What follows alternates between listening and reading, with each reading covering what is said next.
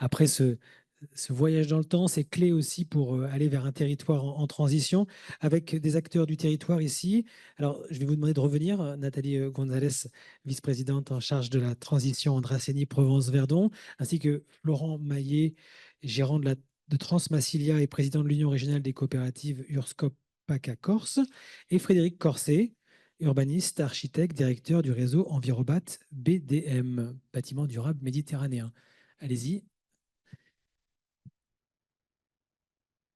Alors, je vais vous partager deux micros pour trois. On va démarrer par un petit tour de table. Donc, déjà, Nathalie Gonzalez, vous avez été présentée puisque vous avez fait le mot d'introduction. Franck Maillet à vos côtés, qui est de l'Union régionale des coopératives, et Frédéric Corset, Envirobat BDM. Peut-être un petit tour de table déjà de réaction à ce que vous venez d'écouter. Frédéric, en commençant par toi, puis Franck, puis Nathalie. Alors, c'est un petit peu difficile de parler après Rob. On n'est pas tous aussi à l'aise Allez, ça va aller. pour le dire avec autant de brillance et d'humour. Du coup, j'ai noté quelques trucs qui me sont venus à l'esprit pendant que Rob parlait. Quelques exemples parce que je trouvais voilà, que je trouve peut-être inspirants. Quand Rob nous a parlé de se mobiliser pour avoir développé une économie locale, pour rendre possible les choses, je voulais juste rendre comme exemple la commune de Vologne. Alors, c'est pas le 83, c'est le 04, mais c'est quand même pas très loin. C'est une commune qui avait un écoquartier et quand elle avait ce projet, c'était la municipalité a changé et c'était un peu compliqué parce qu'en fait, la municipalité était dans le rouge à l'époque et elle a failli passer en vigilance préfecture. Et en fait, c'est grâce à la mobilisation citoyenne que les choses ont été rendues possibles, notamment en allant chercher évidemment des sous partout, mais aussi grâce aux citoyens. Et c'est une commune qui a mené un projet en 5 ans de transformation de l'ensemble de son cœur de village, avec à la fois, j'avais noté, je crois, 250 réunions de concertation avec les citoyens avant et pendant le projet, et ça continue aujourd'hui, mais sous d'autres formats. Et Et, avec des élus. un exemple qui est vraiment très concret, c'est qu'ils ont pu faire une ferme photovoltaïque voilà, sur la cantine parce que bah, la commune, de toute façon, n'avait pas les sous pour le faire. Et c'est les citoyens qui se sont mobilisés eux-mêmes pour faire cette ferme photovoltaïque. Et dans cet exemple qui résonne effectivement très bien avec ce que vient de dire Rob Hopkins, il y a aussi une implication forte des élus du territoire, très engagés, Tout qui à croient fait. depuis longtemps, et là, avec un vrai projet de territoire aussi, de projection. Donc ça, c'est les clés importantes aussi, forcément. Donc, ta réaction, Frédéric, là, c'est de dire ce que nous dit Rob, ça démarre déjà sur les territoires ici. Alors oui, ça existe aussi, alors peut-être de manière moins extraordinaire que ce qu'on a pu voir ici, mais ça existe et on peut le noter partout. Enfin, à chaque fois qu'on met le citoyen à l'origine d'un projet, on va beaucoup plus loin dans le projet. Je donne un autre exemple. Alors celui-là, il va pas, pour l'instant, il ne va pas débaucher sur un projet, mais c'est une initiative qui a eu lieu à la Seine-sur-Mer autour du confort d'été avec le CEREMA. Ils avaient Peut-être juste rappeler ce qu'est le CEREMA. le CEREMA, alors je suis mal placé pour le dire, c'est le bureau d'études d'ingénierie de l'État, si on veut bien, à disposition des collectivités, si j'ai réussi. Voilà, et il y a un CEREMA à Aix, voilà, pas très loin d'ici. Et en fait, ils avaient un sujet autour du confort d'été et de la nuit dans le centre-ville, parce que après étude, il s'était révélé que les nuits caniculaires, c'était pas 2, 3 jours dans l'été, c'était quasiment 3 mois continus de nuits caniculaires au centre-ville de la Seine-sur-Mer, à part sur le quai où la mer donnait du confort, mais dès qu'on s'enfonçait dans la ville, c'était très chaud.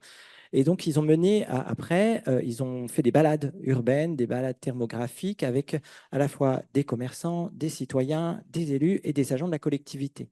Et en faisant ces balades, ils ont d'abord essayé de convaincre, regarder un petit peu ce qui se passait, comprendre les lieux. Et puis, ils ont fait des scénarios d'aménagement, de transformation de leur ville avec ces citoyens et tout le groupe d'ailleurs, les élus aussi. Et, euh, et en fait, ils ont fait 8 scénarios et ils ont été beaucoup plus loin que ce qu'ils avaient prévu. Au lieu de faire, dans les 8 scénarios, 4 des scénarios avaient supprimé complètement la voiture du centre-ville. chose qu'il n'avait même pas imaginé une seconde avant d'avoir fait ces scénarios. Il s'est dit, de toute façon, personne n'acceptera ce genre d'initiative. Mais finalement, avec le travail ensemble, c'était possible. Et même des choses intéressantes, comme par exemple des systèmes de voirie qui étaient coupés, qui étaient transformés, redirigés vers d'autres endroits plus intéressants pour la ville. En tout cas, c'était très intéressant. Alors, je ne sais pas ce qu'ils en feront, ce n'était pas à destination d'un projet particulier, mais ça donne déjà de la matière et du grain à moudre pour la collectivité. Donc, et puis c'est un point de départ qui peut aller très loin. On l'a vu avec les exemples de Rob Hopkins. Donc voilà, deux exemples sur le territoire régional, un à Volonne dans le 04 et puis la Seine-sur-Mer plus près d'ici. Euh, Franck Maillet de l'Union régionale des coopératives et de l'entreprise Transmassilia. Peut-être un exemple du côté des coopératives, parce que là, ce qu'a dit Rob Hopkins, notamment sur la partie alimentation du côté de la ceinture alimentaire à Liège. Oui, oui, euh, surtout, en fait, je voulais rebondir. On a un outil en France qui s'appelle la SIC, qui veut dire la Société coopérative d'intérêt collectif. C'est quelque chose de très important parce que ça permet d'impacter, d'avoir plusieurs parties prenantes, une coalition même de parties prenantes qui peuvent être citoyennes. Il peut y avoir les collectivités aussi à l'intérieur. Au moins, ça permet d'avancer ensemble. Et ça, c'est un outil qui est très important, que l'on voit d'ailleurs au niveau régional. On a pas mal d'exemples. Vous avez une SIC qui est très connue, qui est tout simplement Enercop, qui donc produit de l'énergie, pour ne citer qu'elle, parce qu'après, il y en a plusieurs. Et une au niveau des logements, nous en avons une dans le 06 qui s'appelle Urban Cop, qui, elle, sert tout simplement, achète les biens, construit les biens immobiliers, bien sûr au maximum dans le développement durable, et ensuite le mettre à disposition des gens qui n'ont pas encore, c'est les primo-accédants, voilà ce qu'on appelle exactement le primo-accédant. donc là, on est Donc il accompagne le lien là-dessus. social qui a été fait Voilà, tout à l'heure. donc ça regroupe aussi ce même principe-là. Au niveau de l'alimentation, il y a plusieurs choses sur le territoire qui sont en train de se faire. Alors, actuellement, nous aussi, au niveau des scopes et des SIC, on est en train de travailler sur la SSA, qui est la société, pardon, la sécurité sociale, voilà, à force de dire société, Sécurité sociale de sécurité l'alimentation. sociale de l'alimentation. Très important parce qu'au niveau du mouvement, il y a un exemple qui se fait du côté de Cadenet. Il y a un autre exemple qui se fait aussi en Ardèche, il y en a du côté de Montpellier, il y en a du côté de Bordeaux, et il y en a plusieurs qui sont en train de se mettre en place. Alors, quelques Et mots pour que tout le monde comprenne de quoi on parle. La sécurité sociale de l'alimentation, c'est quoi? bien sûr, justement, j'ai développé là-dessus. Ça serait que chacun puisse mettre la main à la pâte, comme la sécurité sociale de la santé qui a été créée en 1946, ben faire pareil, mais pour l'alimentation, en mettant à ce que chacun ait un moyen après d'aller acheter chez des personnes conventionnées. Et ça permettra immédiatement, bien sûr, et local, ça sera toujours la force en même temps, ça sera local, c'est que les gens auront... L'exemple que l'on prend actuellement, c'est de prendre un exemple sur un billet de 150 euros. Et les gens pourront dépenser dans des magasins ou chez des producteurs directement conventionnés ces 150 euros pour se nourrir. Entreprise du territoire, donc on est dans l'économie locale enracinée, Voilà, tout qui a pour le côté développé le point enraciné 2, je crois, et local, absolument. de Rob Hopkins. Et pourquoi j'en parle moi? C'est parce qu'au niveau en tant que représentant des scopes et des cycles de la région, on a une idée. C'est pas évident, là aussi, c'est à imaginer. Là, on a fait notre boîte à idées, que les scopes ou les cycles participent à ça aussi comme une cotisation, comme nous avons nos cotisations sociales. Là aussi, il y aurait cette cotisation-là pour mettre à disposition justement ce billet pour l'alimentation de différentes personnes. Donc les coopératives, pour, donc des entreprises comme en SA ou en SARL, en scope pour certaines. Donc le Média sans transition, par exemple, est une scope, une coopérative qui fait partie du mouvement. Il y en a bien d'autres et qui peuvent intégrer pour les SIC des collectivités parmi ces sociétaires et bien sûr ces clients, les citoyens. Donc ça, c'est aussi pour vous dire, si vous voulez demain, et là, ça ne me pose pas de problème de faire de la promo pour des entreprises locales comme ça, investir, bah, plutôt que sur certains livrets, voilà, il y a des entreprises du territoire en SIC, en SCOP que vous pouvez soutenir. Voilà, ça c'est du très concret, c'est exactement le lien fait par Rob Hopkins. En fait, bon, c'est vrai qu'en quelques minutes, c'est très compliqué d'expliquer une SIC parce que dans une SIC, normalement, vous avez trois associés. Je vais rester succinct là-dessus parce que sinon, après, il y a des techniciens justement pour expliquer tout ça. Mais au moins pour vous éclairer sur le sujet, normalement, vous avez toujours le producteur, le bénéficiaire en associé et l'autre. Et l'autre, ça peut être personne morale, personne physique, le citoyen, qui peut être aussi le bénéficiaire, qui peut être aussi le producteur. Donc, à chaque fois, justement, il y a au minimum trois associés et les collectivités aussi. C'est Alors, là où c'est important. et justement, on va passer la parole à Nathalie Gonzalez là-dessus. Peut-être une réaction sur ce que vous avez entendu et un lien avec les deux partenaires aussi autour de la table à nos côtés, forcément sur l'aspect bâtiment, l'aspect alimentation, qui sont des grands pans de l'activité du territoire. Puis on reviendra après plus tard sur la question de la mobilité aussi, un point important ici. Alors, concernant effectivement la partie alimentaire, nous, au niveau des collectivités, on essaie d'agir aussi de notre côté. Au-delà du plan alimentaire de territoire qui est porté par l'agglomération, plus spécifiquement pour revenir sur la commune des Arcs, nous avons eu la volonté en fait de créer une ferme maraîchère communale avec une très belle opportunité, voilà, qui s'est présentée à nous. Et donc, on a pu acheter un espace de 8 hectares qui était déjà exploité en maraîchage biologique. Et donc, nous avons depuis, ça va faire à peu près un an, puisqu'on a recruté au mois de juillet dernier notre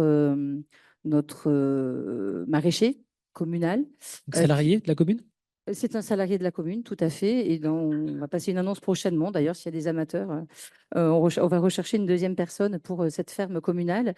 Et l'objectif de pouvoir produire, alors on ne produit bien sûr pas sur les 8 hectares, l'objectif était de produire pour pouvoir alimenter la cuisine, notre cuisine centrale, celle qui nous permet de livrer les repas sur nos écoles, sur la crèche, également le portage des repas que l'on fait aux personnes âgées au domicile.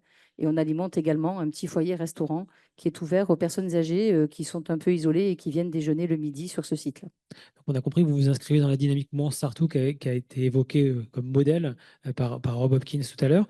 Ça a été facile à impulser, ça a été compliqué, il y a eu des freins. Comment on embarque? Comment on embarque vers un territoire? Parce que là, c'est une commune, c'est déjà pas simple, vous allez nous le rappeler. Mais après, on va parler du territoire. C'est Oui. forcément encore plus de communes à convaincre. Alors, c'est déjà pas simple au niveau d'une commune, puisqu'en effet, ce terrain, on n'avait pas pour vocation, en point de départ, de venir se poser en opposition aux agriculteurs qui auraient pu vouloir s'installer et reprendre ces terres maraîchères. Et donc, on a été patient pendant à peu près une année. Nous avons laissé la vente pour attendre l'opportunité d'un maraîcher, d'un agriculteur maraîcher qui viendrait s'installer sur ces terres-là. Il y a un frein majeur quand même à l'agriculture aujourd'hui, et notamment aux jeunes agriculteurs, c'est le prix du foncier. Et au bout d'une année, rien ne venait de vraiment très concret. Et donc, on s'est positionné, très soutenu par l'ancien propriétaire qui souhaitait, lui, que ces terres restent des terres maraîchères. Ça faisait 20 ans, plus de 20 ans qu'ils y travaillaient en famille. Et ça faisait 20 ans, en fait, qu'ils les avaient convertis au bio. Et donc, on a eu des freins, je dirais, parce que ça n'a pas été très simple avec la Chambre d'agriculture qui ne comprenait pas dans un premier temps pourquoi une collectivité finalement venait se substituer à un agriculteur, puisqu'effectivement, notre métier premier n'est pas forcément de faire de l'agriculture.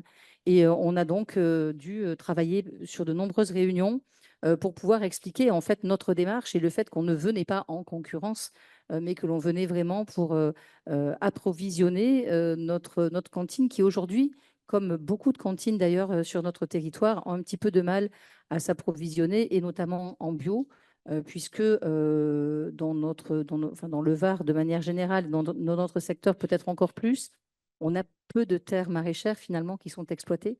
Et donc, on est obligé d'aller chercher nos denrées forcément un petit peu plus loin. Et ça n'est pas toujours forcément très aisé. Voilà, donc aujourd'hui, ça nous permet d'être plus à l'aise sur la partie des légumes, en tout cas, et d'être directement du producteur au consommateur. En tout cas, ça permet de démarrer, d'impulser. Comment ont réagi les parents, les citoyens?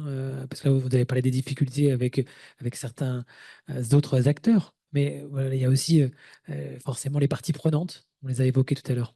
Alors, au niveau des parties prenantes, il a fallu convaincre aussi les élus, les agents de la collectivité, enfin toutes les personnes qui travaillent autour, Ça n'a pas dû être simple non plus. d'aller sur ce projet jusqu'au bout. Et concernant les personnes qui en bénéficient aujourd'hui, le bilan après, en fait, on livre nos légumes depuis janvier, puisqu'on a pris un temps de mise en œuvre. Et donc, après 6 mois de livraison de nos légumes, on constate d'ores et déjà une diminution du gaspillage alimentaire au niveau des enfants, donc avec l'appréciation de denrées de meilleure qualité. Les parents sont plutôt très heureux de cette initiative. Les personnes qui ont bénéficié de manière générale ont plutôt bien reçu tout cela. On s'est fait un petit peu disputer par les personnes qui venaient chez le maraîcher prendre leur panier de légumes parce qu'on ne peut plus nous leur livrer en fait ces paniers de légumes bio. Mais il y a un maraîcher qui s'est installé sur un terrain de l'agglomération qui se trouve sur la commune des Arcs. Et donc, c'est très bien parce que ça permet aussi aux citoyens qui veulent s'approvisionner en panier ou la MAP qui est également présente sur la commune de pouvoir continuer à s'alimenter auprès de maraîchers bio. Donc on voit que c'est un point de départ, que ça peut aller encore plus loin. Cette dynamique de l'alimentation, ça démarre quelques mois. C'est pas beaucoup, mais il y a déjà un gros travail de fait. Outre la partie alimentaire, qui est une part très importante des gaz à effet de serre et de l'urgence face à laquelle on est en train collectivement d'essayer de construire des territoires en transition, la partie justement liée au bâtiment peut-être, est-ce que ça c'est un champ sur lequel vous travaillez beaucoup au niveau de l'agglomération? Et de quelle manière? Alors, Vers des bâtiments plus durables ou vers des économies d'énergie oui, peut-être. oui. Alors, on a déjà au niveau de l'agglomération un travail avant même de prévoir de construire des bâtiments plus durables. C'est déjà de pouvoir pratiquer la rénovation de l'existant, puisqu'on a quand même des OPARU qui ont été mises en œuvre. Donc, ce sont des opérations de rénovation de l'habitat urbain qui ont été mises en œuvre sur plusieurs communes, dans lesquelles on a ciblé des quartiers, notamment avec de l'habitat, souvent en centre-ville ancien d'ailleurs, de l'habitat vétuste. Et donc, l'objectif est de pouvoir venir travailler à la réhabilitation, à la rénovation de cet habitat, à apporter bien sûr toute la partie d'isolation que n'ont pour la plupart des cas pas ces habitations-là. Et c'est vrai que pour être toujours un petit peu positif, parce qu'on voit souvent ce que ça coûte, je dirais malheureusement, l'écologie coûte cher. Mais quand on regarde le côté positif, finalement, pour des foyers, pour tous les foyers, mais encore plus pour ceux qui sont les moins aisés, un habitat qui est rénové et qui est énergiquement mieux protégé au niveau de l'isolation, c'est aussi des économies substantielles en termes de dépenses énergétiques. Et c'est aussi un gain de pouvoir d'achat pour le coup pour ces personnes-là. Ce que vous voulez dire, j'imagine, autrement dit, c'est que ça coûte cher à court terme, mais peut-être qu'à long terme, finalement, c'est peut-être pas si cher que ça. Je ne sais pas, Frédéric Corset, vous travaillez, on se tutoyait, tu travailles sur la question des bâtiments durables, notamment ici, bâtiments durables méditerranéens. Comment on finance ces projets? Quel modèle économique sur la rénovation, en quelques mots, pour qu'on comprenne aussi cette question du coût qu'évoquait à l'instant Nathalie Gonzalez? Recommencer. Par le début. Alors déjà pour dire que oui, effectivement, je pense que c'est effectivement sur la rénovation qu'il faut agir. Je ne vais pas dire qu'il ne faut pas faire de neuf. On manque de logements, donc on a certainement besoin d'un peu de construction de neuf, c'est évident. Mais avec les sujets liés à l'eau, avec les sujets de ZAN qui fait tant parler de lui, avec le sujet de manque de ressources, évidemment, là où on sera le plus impactant, c'est quand on réhabilite. Ça c'est évident. La difficulté, effectivement, c'est que ça coûte toujours plus que rien. C'est-à-dire, ne pas rénover ou rénover, c'est toujours cher de rénover entre pas rénover. Cela dit, aujourd'hui, il y a énormément de fonds qui sont libérés par l'État sur ces sujets. L'ANA a vraiment mis le paquet. L'Agence nationale de l'habitat. Là, il y a des milliards qui sont à l'œuvre et qui ne sont pas dépensés chaque année. Alors, je ne dis pas que c'est simple, c'est très compliqué, il y a plein de soucis, il y a plein de freins, c'est trop compliqué. Mais en tout cas, l'argent, il est là aujourd'hui. Il est peut-être mal employé, pas bien mobilisé. Ça, je veux bien croire. Peut-être qu'on met trop l'accent sur les questions énergétiques et que la rénovation, je pense qu'il faut s'intéresser aux autres sujets aussi de la rénovation, pas simplement les questions énergétiques. Les Il matériaux. faut aller chercher la question des matériaux parce que quand on veut travailler local, bah, peut-être la première des choses, c'est peut-être pas d'aller chercher du polystyrène fait avec du pétrole, mais de travailler avec des matériaux le plus local possible, peut-être des bois locaux. c'est pas facile de travailler avec nos bois locaux parce que c'est pas des grands pins qui font des grandes poutres, hein, c'est plutôt des petits modèles. Peut-être de travailler avec le liège, c'est un matériau qui était hyper local, qui aujourd'hui est en voie de disparition de sa production, mais peut-être qu'il y a des filières. Le Portugal, c'est pas que la production de liège sur arbre qui fait fonctionner le liège dans la construction, c'est aussi toute la récupération des bouchons de liège qui permet de faire des matériaux d'isolation en liège au Portugal. Et des bouchons, je crois que dans le Var, on en a un petit peu aussi. Oui, je crois qu'on en a effectivement, surtout que Donc, c'est toute donc c'est la question des ressources, c'est la question du confort d'été, parce que on n'a pas dit, mais nos consommations de demain, il y a fort à penser qu'elles soient pas les consommations ne soient pas des consommations d'hiver, mais des consommations d'été. Donc là, on parle de la Voilà. clim, pour La la faire clim, courte. exactement. Voilà, donc il y a Vous avez celui-là à compris, prendre. demain, ce qui va vous coûter hyper cher sur votre facture, c'est la clim.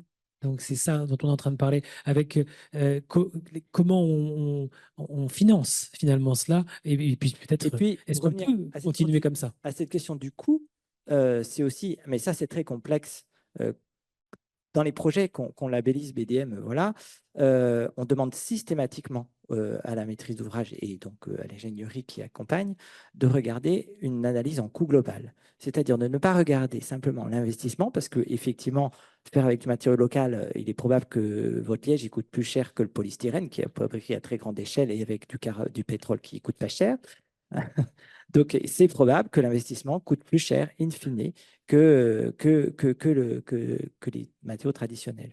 Mais si on regarde sur 30, 50 ans, euh, il est très probable, il est même sûr à tous les coups, qu'on est gagnant. C'est-à-dire en économie C'est extrêmement d'énergie, important en là, ce confort. que tu viens de nous dire. Voilà. Et en plus, nous, quand on demande le calcul, on le regarde avec les consommations, la maintenance, avec les consommations d'énergie, d'eau. Quand on fait des économies là-dessus sur 50 ans, on y gagne à tous les coups. Euh, et on ne met pas. Et on met pas tout ce qu'on appelle les externalités positives, c'est-à-dire je ne mets pas les gains pour la sécurité sociale sur la santé, je ne mets pas les gains de l'absentéisme au travail, je ne mets pas les gains, parce que quand on a agi sur les leviers confort et d'autres leviers, on peut aussi avoir ces externalités positives qui sont très difficiles à estimer en coût. Et puis, je ne parle même pas de la biodiversité et des coûts liés à la nature, où là c'est encore plus compliqué à estimer.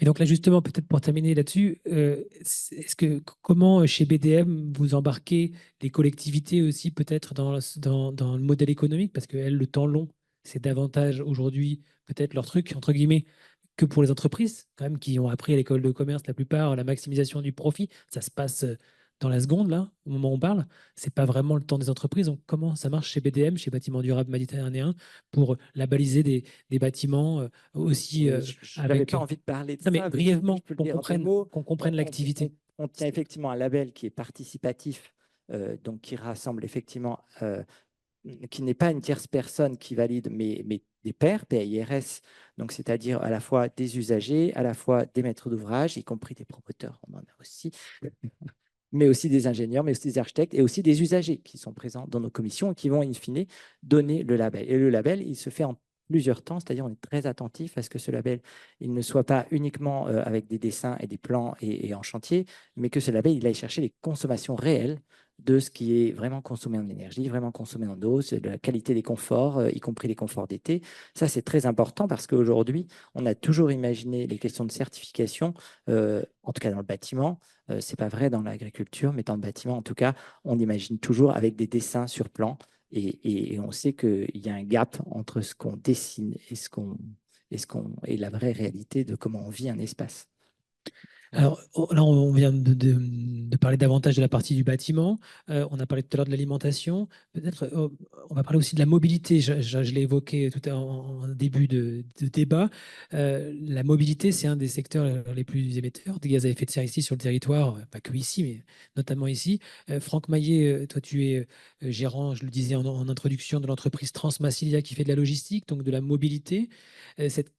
Comment, au sein de ton entreprise, tu travailles à réduire les gaz à effet de serre sur les questions de mobilité? Là, je vais reprendre donc ma casquette de gérant donc de la SCOP Transmassilia. C'est quelque chose de très difficile parce qu'on est dans le déménagement. Dans le déménagement, actuellement, on travaille avec une autre SCOP quand on est en centre-ville qui s'appelle Tout en vélo, Donc, ils peuvent faire des déménagements de 1 mètre cube.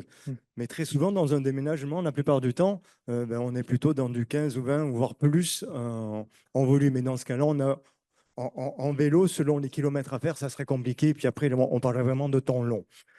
En revanche, après, donc, on est obligé d'utiliser des véhicules encore thermiques, parce que même électriques, pour l'instant, ce n'est pas non plus la panacée au niveau environnemental. Mais bon, on espère toujours qu'il va y avoir quelque chose de plus intéressant. En revanche, nous, ce qu'on a fait, c'est surtout former tous nos chauffeurs à l'éco-conduite, c'est d'optimiser toujours les déplacements, parce que là, c'est le plus important, et d'avoir après quand même une qualité de véhicule toujours normée au maximum. Actuellement, c'est la norme Euro 6, mais là, je ne vais pas vous saouler sur toutes ces normes-là.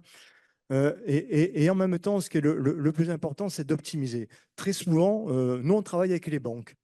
On existe depuis 33 ans, et souvent, d'un coup, eux, ils ont envie de transporter un fauteuil de Marseille vers Nice. Je vais leur dire, vous êtes sûr, vous avez qu'un fauteuil à transporter dans ce cas-là? C'est là où le fait d'exister depuis 33 ans, donc on a divers clients. Si j'arrive pas à regrouper pour le même client d'autres choses à transporter, je fais appel aux autres clients pour optimiser le déplacement. C'est là où c'est important, c'est qu'un déplacement, comme par rapport à la Covoiturage. peut-être pour venir, voilà, pour venir C'est la logique covoiturage, mais le appliquée au camion. covoiturage, c'est important. Toujours, c'est pareil dans le transport.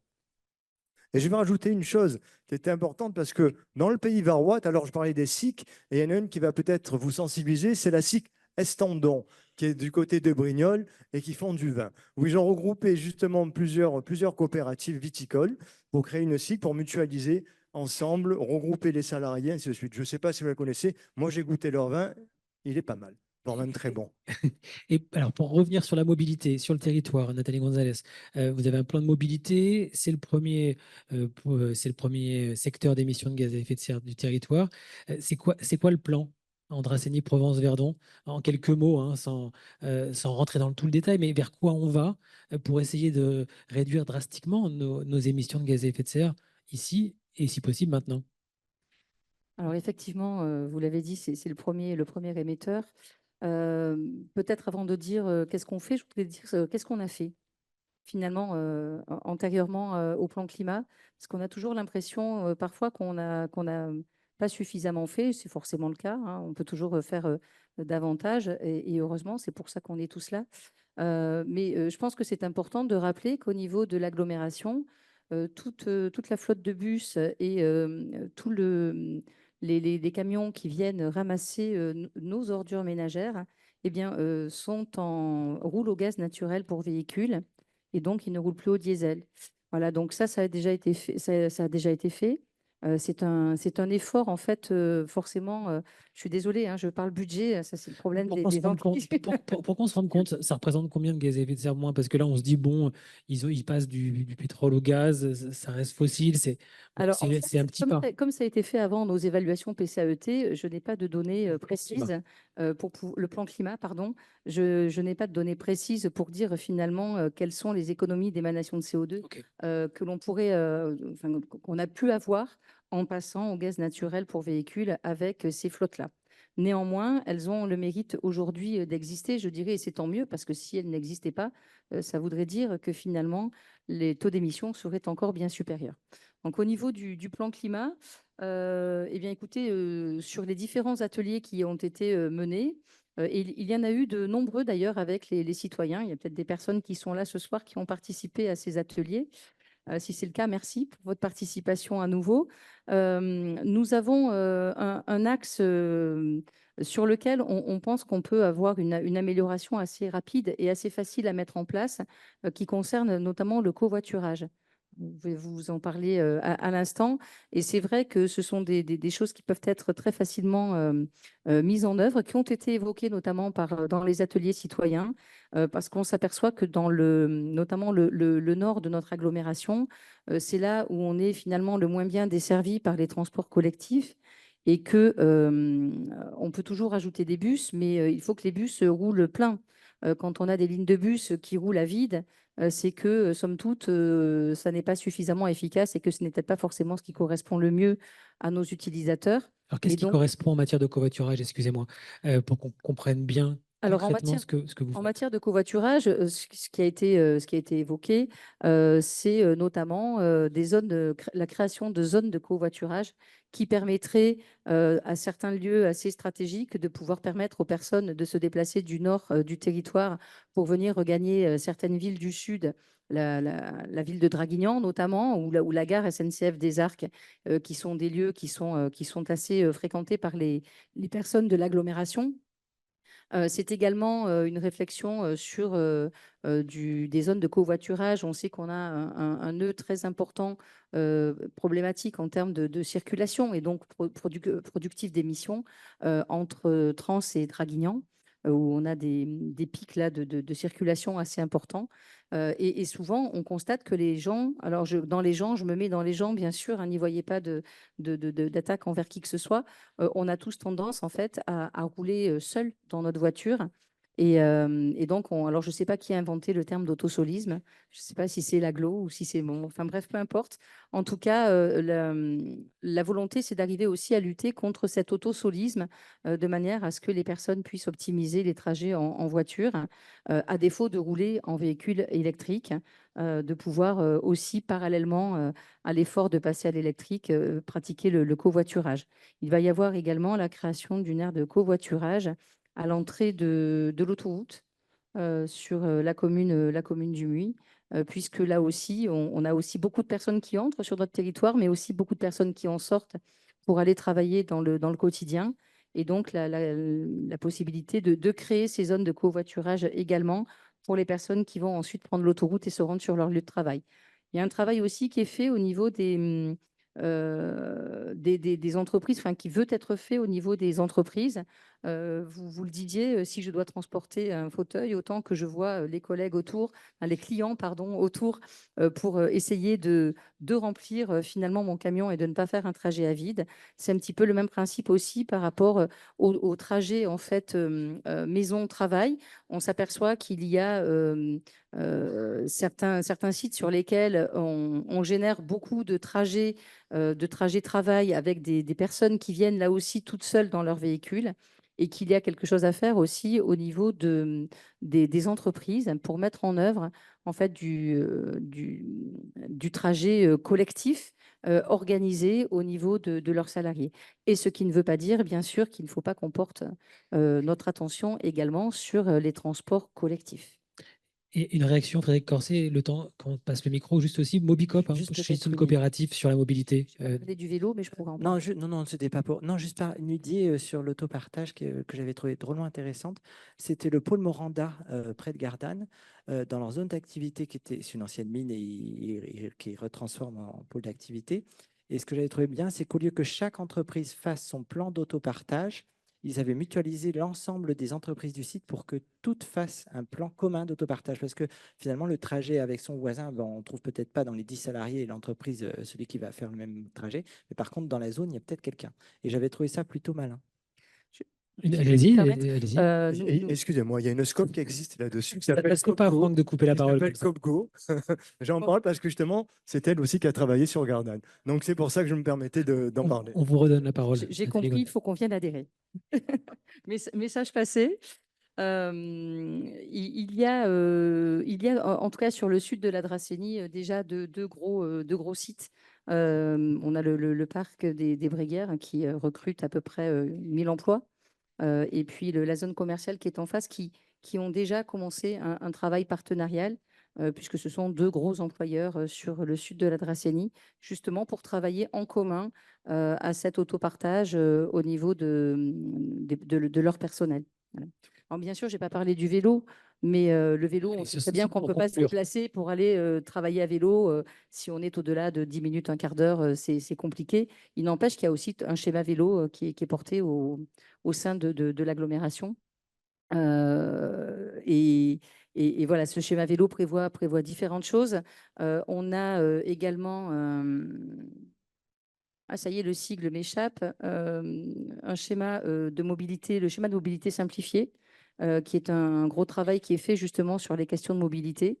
qu'on s'impose. On n'en avait pas l'obligation, mais on se l'impose parce qu'il nous semblait intéressant et important de venir effectivement se poser toutes ces questions de mobilité. Alors, on aura compris vélo, covoiturage, autopartage, on a parlé alimentation, on a parlé bâtiment. Voilà, le territoire s'embarque dans la transition. Rob Hopkins, une réaction par rapport à ce qui vient d'être dit avant de passer la parole à la salle, s'il vous plaît. Thank you. Yeah, thank you. And just a couple of thoughts that I had. The first one was, it's very interesting in the conversation about when you were talking about the difference between long-term and short-term investment of money. Alors, il m'est venu quelques réflexions en vous écoutant. Sur différents sujets, vous avez évoqué la distinction qu'il faut évidemment faire entre le coût à court terme et l'investissement à long terme. I think that certainly often things that we need to shift from looking at things as being an expense to being an investment in many cases. Bien souvent, il faut en fait changer carrément notre regard sur l'argent qui n'est pas forcément une dépense, mais un investissement. Last year, I went to Utrecht in Holland. Utrecht, aux Pays-Bas, j'y suis allé l'année dernière. And there they have the most amazing cycling infrastructure I have ever seen in my life. Utrecht, c'est la ville où j'ai vu la plus formidable infrastructure cycliste de ma vie. Utrecht. 33,000 people cycle into the center of Utrecht every morning, and they have underground bike park spaces that can hold about 25,000 of them. It's incredible. Il y a 33 000 cyclistes qui vont dans le centre-ville d'Utrecht tous les matins pour aller travailler. Et il y a des parkings absolument incroyables pour les vélos. Il y a un parking à Utrecht dont la capacité est de 25 000 vélos. But the way that happens is that they invest €500,000, half a billion euros every year in the Netherlands to build cycling infrastructure because they recognize that it saves them 19 billion euros off the health bill. Et comment est-ce qu'on arrive à un tel succès aux Pays-Bas, où la géographie et la topographie s'y prêtent particulièrement quand même, mais malgré tout, il faut une histoire d'état d'esprit et encore une fois, considérer qu'on investit. À chaque fois qu'on investit 1 million d'euros en infrastructure cycliste, vous l'avez évoqué, on fait des économies en matière de santé publique. So I think if we apply this kind of thinking, then we need to start looking at many of the ideas that we've heard here as being part of a mental health strategy, part of a physical health strategy, all of these connected. Et à chaque fois, je n'avais pas tout à fait fini, et donc à chaque fois qu'on investit 1 million en infrastructure cycliste, on économise 19 millions d'euros en santé mentale. Ça, c'est une étude qui a été publiée aux Pays-Bas, donc en santé publique, notamment en santé mentale. So just the other thing that I wanted to mention was what we've heard from our friends here has been fantastic examples of what we can do within the existing structures. It's not easy. It's a lot of hard work, but within the existing structures, there's a lot that we can do. Et vous avez montré avec brio qu'effectivement, il faut d'abord s'attaquer à l'existant. Vous avez parlé de la rénovation. Vous avez dit que c'était absolument prioritaire avant d'envisager autre chose dans bien des cas. Donc, il faut d'abord se pencher sur le présent, l'existant, et travailler sur l'existant. But a few years ago, Xavier and me were in Musiac in Brittany. Et il y a quelques années, Rob et moi, nous étions à Musiac. Musiac, c'est une des plus grandes foires bio. Musiac, c'est dans le Morbihan. And we met with some of the people from the municipality and also with the senator for that area. Et on a rencontré un certain nombre d'élus, maires, députés, et puis on a également rencontré le sénateur Labbé. Vous connaissez le sénateur Labbé? La loi Labbé Hein? pour les pesticides, pour ceux qui connaissent. Joël, qui a fait une proposition de loi sénatoriale pour interdire la vente de pesticides dans les jardineries et à usage privé. So we had this conversation and they said, give us some ideas of things we can do here. So we had this conversation with lots of ideas of things that could be done. Et nous avons eu, ça c'était pas avec le sénateur Labbé, mais on a eu une discussion avec un certain nombre d'élus de Musiac et de l'Aglo. Et le but était d'avoir une sorte d'échange et de faire fuser des idées. Donc allez-y, donnez-nous des idées. And so I gave some different ideas and we had a conversation. And then the senator said, well, that's very nice, Rob. But the thing is, in France, every time you want to do anything like that, there's always a rule that says that you can't. Alors, moi, j'ai donné un certain nombre d'idées et une responsable, it wasn't a senator, it was an MP. It wasn't senator, there was that woman who was an MP. No, she was an MP. L'abbé, that was Joël, that was another story. Okay. Bref, c'était pas le sénateur Labbé, c'était Ça va, on vous dérange c'était pas? la députée. C'était une députée, member of parliament. Député. Donc, c'était cette femme députée de cette circonscription qui écoutait très attentivement. Et elle m'a dit, tout ça, c'est bien gentil, Rob, mais au bout d'un moment, il faut savoir qu'en France, on a un certain nombre d'idées, mais il y a toujours des règles qui vont à l'encontre de certaines idées. I said, wouldn't that be a shame if France just went up in flames because the rules didn't allow it to Et save moi, j'ai dit, ce itself? serait quand même dommage que la France dépérisse et brûle et que toute la population meure sous prétexte qu'il y a des règles.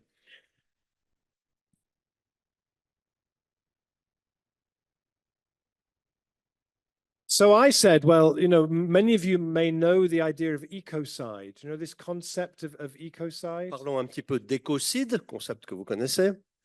which was created by a lawyer called Polly Higgins, who said we need to add a new to the other crimes against humanity. We need to add ecocide as a new crime En fait, against humanity. l'écocide a été créé, cette notion a d'abord été évoquée par une certaine Polly Higgins. But but alongside that, she had another idea that we need what she called the Transition Enabling Act. Et en plus de cette notion d'écocide, cette Polly Higgins a eu l'idée de créer une réglementation visant la possibilité de faire passer des projets de transition en surmontant les obstacles. En fait, you want me to tell the Victorian story with the canal? Yeah. Et en fait, tout ça, ça vient de l'ère victorienne. À l'ère victorienne, il a été question de créer un canal pour favoriser le transport fluvial en Angleterre, mais il y avait beaucoup d'obstacles réglementaires qui empêchaient la construction de ce canal. Et donc, les responsables de l'époque ont décidé de mettre en place une loi, une espèce de superstructure législative, si vous voulez, pour éviter tous les obstacles qui seraient dans le chemin de ce canal. Et ça s'appelait le Canal Enabling Act. Et il faudrait aujourd'hui la même chose, mais pour la transition. Vu l'urgence climatique, ce serait bien qu'il y ait une législation qui permette de prioriser l'importance de la lutte contre l'urgence climatique face à des obstacles réglementaires qui n'ont pas lieu d'être. Voilà. So a process like that would speak to everybody here and say, what obstacles do you need removed that could make this move faster? To do that across the country and then create something that would really accelerate. Parce qu'en réalité, si les citoyens ont des idées pour des initiatives, si les entreprises sont prêtes à avancer, le rôle des collectivités locales qui doivent travailler en partenariat, c'est de lever ces obstacles, justement. So then the role of national government is to create the most enabling context for regional government to do things, and their role is to create the most enabling context for the next level down and so on. It works like that. Et évidemment, le gouvernement doit mettre en place un cadre législatif permettant aux régions de pouvoir agir, régions qui peuvent ainsi permettre aux départements d'agir, puis ensuite les communautés de communes, les municipalités, et ainsi de suite. C'est un cadre législatif réimaginé qu'il faut pour faire avancer la transition. So it's time for a Transition Enabling Act. Donc, le moment est venu de mettre en place une espèce de super loi pour permettre la possibilité de la transition. Merci à toutes et tous là, pour cette deuxième partie. Vous pouvez les applaudir pour ces échanges.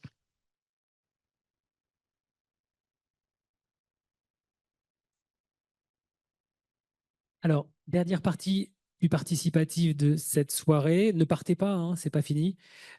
On va écouter 4 témoignages et je vais alterner chaque témoignage avec une question de la salle.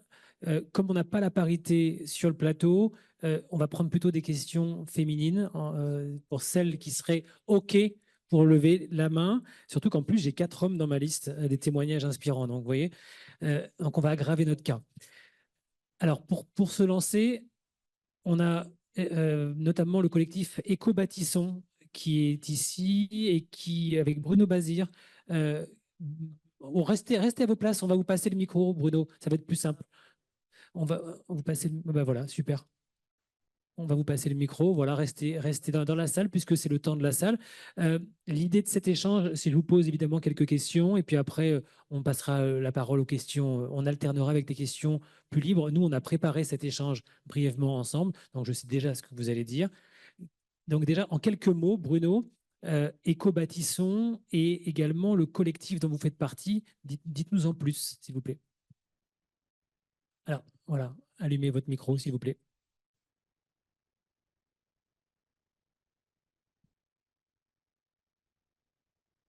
Allez, c'est à vous, Bruno. Voilà. Vous m'entendez? C'est bon? On vous entend. Ok.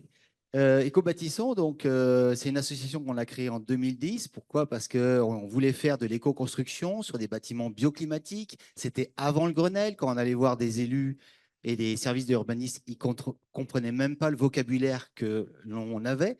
Et donc, il fallait créer un écosystème avec différents professionnels, des bureaux d'études, des artisans, des finisseurs, des équipementiers, des marchands de matériaux. Et là, on s'est rendu compte également qu'il n'y avait pas assez de matériaux biosourcés. Et donc, il a fallu aussi accompagner ces filières. Donc, on l'a fait dans le liège dont on a parlé tout à l'heure. dans le liège. Voilà, donc là, dernièrement, on a demandé que dans notre communauté de communes, on puisse récolter les bouchons de liège pour les apporter à Fréjus, puisqu'il y a un producteur. Le Chaud-Chanvre, donc notre ancien président, a fédéré des acteurs de l'agriculture pour produire du chanvre local. Ça ne demande pas d'eau, ça ne demande pas d'engrais, et on a plein de sous-produits. Et donc, l'idée d'utiliser ces sous-produits qu'avant qu'on compostait, qu'on mettait à la poubelle, et ben maintenant, on en construit des maisons avec. Et vous êtes basé sur le territoire ou à proximité? Oui, oui. Donc, l'association est basée à Seillan, hein, mais elle rayonne sur 3-4 départements. On fédère une cinquantaine d'entreprises qui ont X employés. Donc, tout corps du bâtiment. Voilà, hein, des architectes, des bureaux d'études, des constructeurs de maisons bois, et maintenant, surtout depuis 2 ans, on a mis l'accent sur la terre crue. On parlait qu'il faut arrêter le ciment parce qu'il n'y a pas assez de sable et il y a beaucoup de consommation d'eau à produire du ciment, du sable et différents autres matériaux, de composants additifs, on va dire. La terre crue, il n'y a pas besoin. L'éco-construction, il n'y a pas besoin d'eau. Pas besoin d'eau virtuelle, celle qu'on va aller chercher là où on va prendre les ressources, souvent très très loin, mais également sur le chantier. Sur le pays de Fayence, on a eu une crise de l'eau. Alors, je déborde sur l'autre partie ou vous Non, après? pas tout de suite. Pas tout de suite. Parce que j'ai une deuxième casquette. Alors, donc on a bien compris qu'Éco-Bâtissons, les artisans engagés, vous êtes partenaire avec notamment BTM qui est avec nous, et vous travaillez par ailleurs sur la deuxième casquette, on y vient. Et vous avez brièvement nous donner les clés de cette action. Vous faites partie d'un collectif qui œuvre justement dans l'esprit de ce que nous a dit Rob Hopkins sur le territoire. Alors, où est basé ce collectif? Voilà, donc là maintenant, je parle au niveau du collectif Demain Pays de Fayence, hein. Donc, on est sur une autre échelle, un autre territoire, et on a essayé il y a 18 ans à peu près de créer Seillan en transition, dans le modèle des villes en transition. Le maire est venu à des ateliers participatifs. Bon, c'était peut-être trop tôt pour le sud de la France, je ne sais pas. Ça n'a pas pris vraiment avec les élus. Donc, on a commencé à travailler un petit peu tous azimuts. Donc, c'est-à-dire tous les thèmes de la transition. On a essayé de créer une monnaie locale, le Belugue, qui devait être subventionné par la région. Ça n'a pas été le cas. Et ensuite, on a donc essayé de travailler comme ça un petit peu tous azimuts. Et on s'est rendu compte que finalement, il y avait un calendrier chez les élus.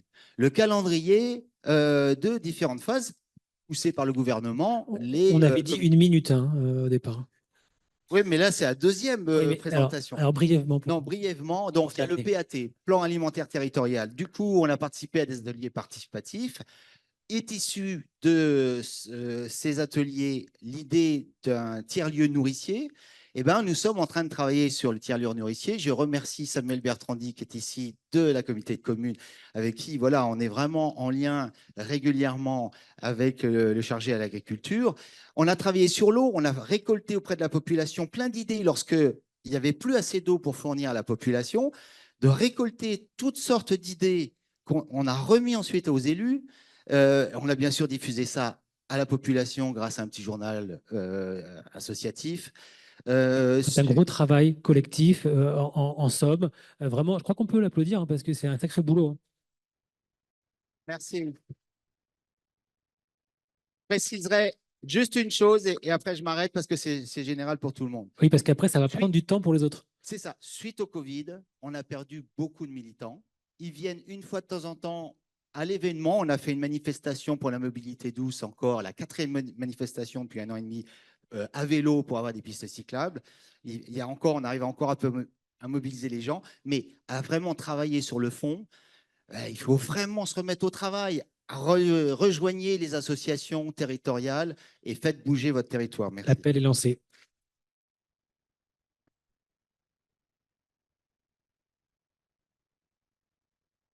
Allez, mesdames, vos questions, s'il vous plaît. N'hésitez pas à lever la main pour qu'on prenne vos questions. Ne me dites pas que personne ne va lever la main quand même. En plus, j'ai l'impression que vous êtes majoritaire dans la salle. Oui, madame, en haut.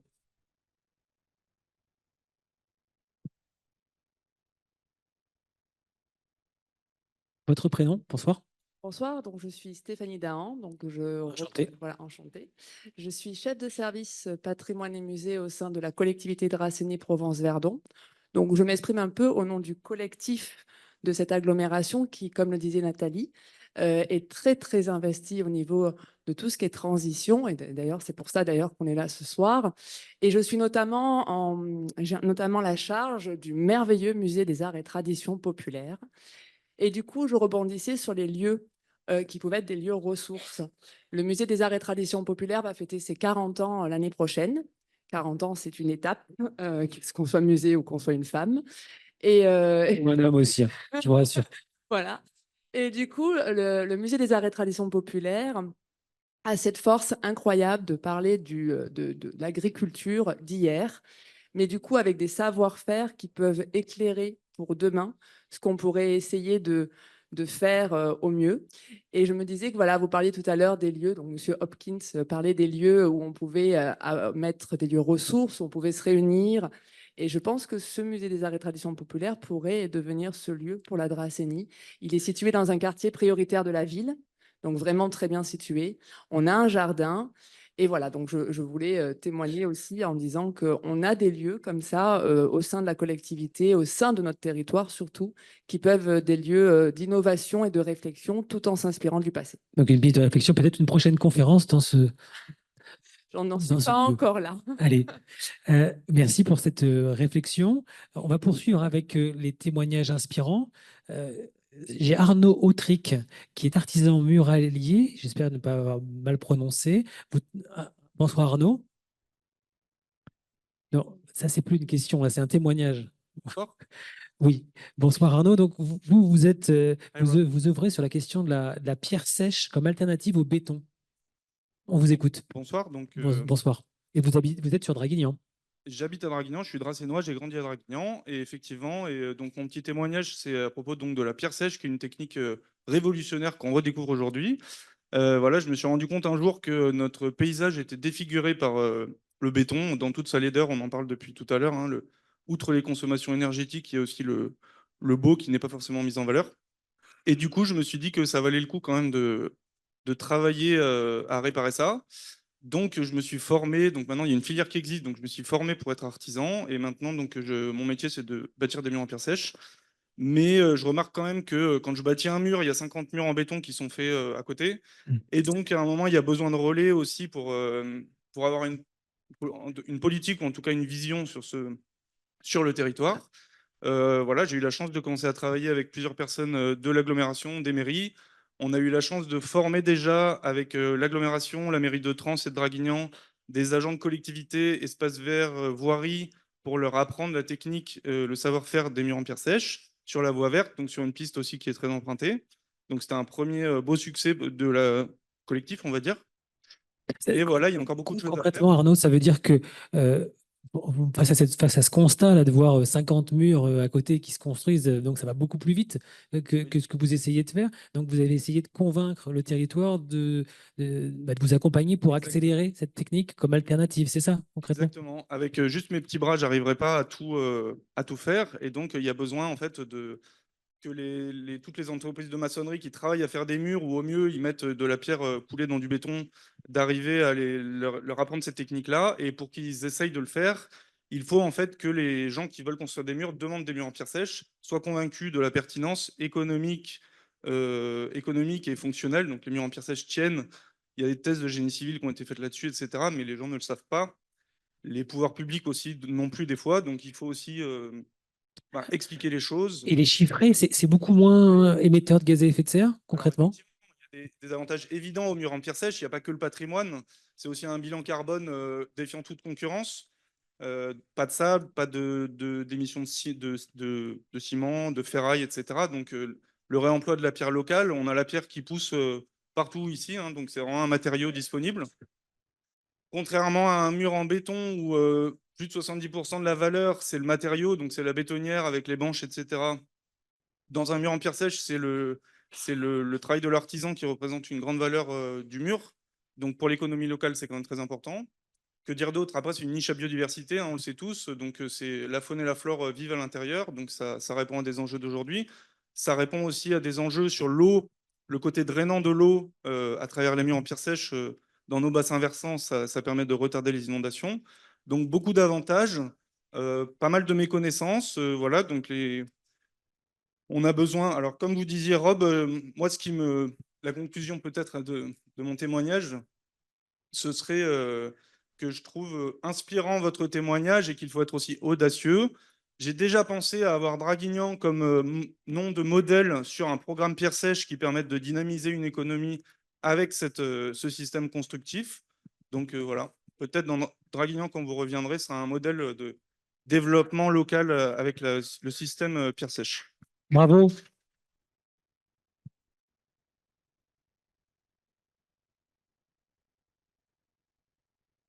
Une réaction, Franck Maillet? Oui, merci. Je voulais vous féliciter là-dessus. Personnellement, je fais de la taille de pierre sèche, c'est méditatif, c'est génial. Il y a un côté humain aussi que vous avez peut-être oublié de rajouter, parce qu'au lieu qu'une personne arrive à faire un mur, pour faire un mur en pierre sèche, il faut beaucoup plus de temps, comme vous disiez, donc beaucoup plus de personnes. Donc ça crée d'économies et de l'emploi en même temps. Merci. Quelqu'un d'autre peut réagir? Frédéric, peut-être sur cette technique qui pourrait être développée aussi, encore peut-être davantage? Non, tout a été dit. Moi, j'ai rien à dire. C'est une top technique. Voilà. Ok, parfait. Rob Hopkins? I've done some dry stone walling myself, and it's such a satisfying thing. Moi, to j'en ai do. fait des murs en pierre sèche, des constructions, et c'est vrai que c'est génial. On fait ça entre amis, en famille. La convivialité est géniale. I love the magic when you find a stone and it just fits just C'est absolument perfectly in the formidable de place. trouver la pièce du puzzle, une pierre qui va pile là où il faut. It's like you somehow connect into the wisdom of people who've done that for centuries and Comme si centuries. on était aussi sages que les sages d'avant qui savaient faire ça mieux que les amateurs comme moi. I mean, our friend who was talking before about building with clay and building with local materials. Et Bruno, qui nous vantait les matériaux locaux, biosourcés. When I lived in Ireland, I built a house with dry stone wall foundations and clay walls. Quand j'étais en Irlande, quand j'étais prof de permaculture, j'ai bâti une maison entourée de murs de pierre sèche et la maison était en argile, enfin en terre crue.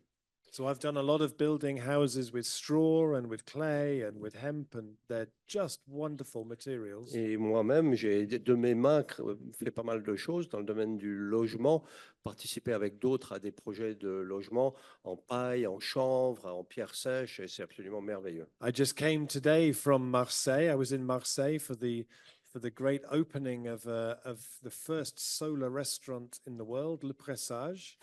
Je reviens de Marseille, j'étais à Marseille encore ce matin, j'ai assisté à l'inauguration du premier restaurant purement à énergie solaire, le Présage. Which has clay, that they used the clay from the site to build some of the walls. I love that. Alors non seulement la cuisine se fait avec un four solaire qui est particulièrement efficace, mais les murs sont en terre crue. And I love the idea that we should be, we all understand now the idea that it's better for us, it's better for our local economy, it's better for the ecology if we eat local food because there's less embodied carbon and we create a better local economy. Bon, on a bien compris que tout ça, c'est bien pour nous, c'est bien pour l'environnement, c'est bien pour l'économie locale. Le carbone reste là où il doit être, l'argent reste là où il doit être. I feel like we absolutely have to apply that same thinking to how we build houses. Et tout cela, ça s'applique à la façon dont nous devons bâtir des maisons, des logements. So what it should be that when we want to cook a meal, we don't think what's in the supermarket, we think what's in the garden. Donc, quand on veut préparer un repas, il ne s'agit pas de se demander ce qui nous manque et qu'on va aller chercher au supermarché. Il s'agit de regarder ce qu'il y a de disponible dans le jardin. It should be, we need to build some houses. What materials do we have around here? That's the place where we start. Et quand on doit bâtir un logement, on ne doit pas se demander quels matériaux il faut acheter. Il faut regarder quels matériaux il y a autour de nous à portée de main. Because as human beings, that's what we love. That's where we feel alive. Parce que c'est ça qui nous fait vivre pleinement notre vie, c'est ça qui nous fait nous épanouir. I think like when we go on holiday somewhere new, we like to walk around and see the old buildings with the timber and the clay. We don't go to look at the car parks and the kind of concrete things. Quand on fait du tourisme, qu'est-ce qui nous intéresse? Eh bien, on s'intéresse aux bâtiments qui ont été bâtis par nos ancêtres. On regarde les choses d'une beauté. Vous avez évoqué la beauté avec les pierres sèches. C'est ça qui nous intéresse. On ne va pas visiter des supermarchés ou des parkings en béton. 100 years ago, if you randomly arrived in a place, you could tell where you were because the vernacular architecture style derived from the materials. It was led by the materials. So you knew where you were. It gave you that sense of place. Now you could be anywhere because we just use materials from the globalized economy. Il y a encore 100 ans, quand on voyageait, on voyait la diversité architecturale, la diversité des constructions. Aujourd'hui, tout est uniforme dans cette économie mondialisée et bétonnée. And it's really good. I was talking to the architect at Le Pressage today. He said, now the rules are changing so that you can use these materials in new buildings. Et on parlait de réglementation et d'obstacles tout à l'heure. Je parlais à l'architecte qui a conçu ce restaurant Le Présage à Marseille, qui me disait, eh bien, la réglementation a changé et on peut davantage utiliser les matériaux naturels locaux. When I started doing natural building and I lived in Ireland, I built 5 straw bale houses. They were some of the first straw bale houses in Ireland, and there was lots of media coverage of these houses that we built. Et quand je vous relate mon expérience en Irlande, j'ai participé à la construction de 5 maisons à base de bottes de paille et les médias sont tout de suite venus voir ce qu'on faisait. And every article would talk about the 3 little pigs. Et à chaque fois, on parlait des 3 petits cochons. It was so boring. Quel ennui. Oh, how long do I have to wait for the 3 little pigs jokes? Alors, des blagues sur les 3 petits cochons, j'en ai entendu des milliers, ça me donne la nausée maintenant. And my friend who taught me how to do straw bale building, she had a really good way of dealing with that question. Et j'avais une amie qui m'a donc appris à faire cette construction à base de paille et elle avait une très bonne remarque. She said the moral of the story of the 3 little pigs isn't to not build your house with straw, it's to never let the pig build your house. La morale, c'est pas qu'il faut pas faire des maisons en paille et les faire en pierre ou en béton. La morale, c'est qu'il faut pas laisser les cochons faire des maisons.